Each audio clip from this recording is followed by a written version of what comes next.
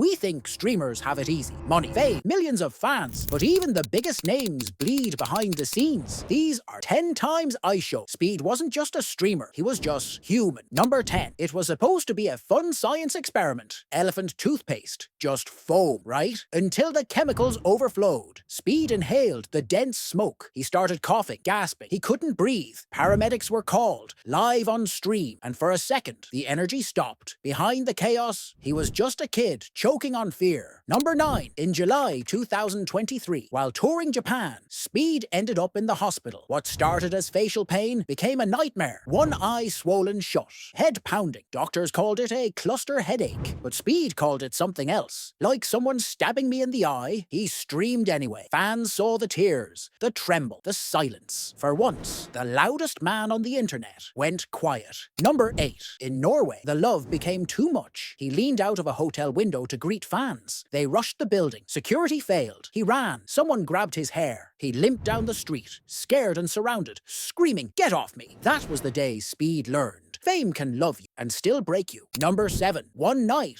mid-stream, a fan wrote in chat, "I'm about to give up on life." The whole stream paused. Speed stopped playing, stopped joking. He leaned forward and said, "Bro, I love you. We all love you." It wasn't about to content. It was real, because he knew what it felt like to feel alone, and he wasn't about to let someone else sink. Number 6. July 4th, 2022. A firework, a Pikachu, and a bedroom full of smoke. Speed lit it indoors, thinking it was small. It exploded. Sparks flew. Alarms screamed. But the worst part wasn't the chaos. It was his voice right after. "I messed up." He sounded scared. Not like a streamer, like a kid who realized it could have gone so much worse. Number 5. He met Ronaldo. Yes, the Ronaldo. After months of chasing the dream, Speed finally stood face to face with his idol. And he cried, not for clout, not for views, but because a dream, his biggest one, actually came true. That moment wasn't content. It was pure human joy. The kind that hits you so hard, it breaks you in the best way. Number 4. In Peru, a little girl broke down, crying just seeing him. She couldn't even speak, just sobbed into her shoulder. Speed sat down beside her and just waited. No cameras, no yelling, just a hand on her shoulder. Because when you've made people feel seen, you don't need to say much at all. Number 3. He's been swatted. More than once. Midstream, armed officers storming in. He raised his hands, confused, shaken. His voice cracked. And in that moment, millions of fans around the world realized no amount of fame protects you from fear. Number 2. He stood on a football field. Wembley Stadium. Thousands screaming his name.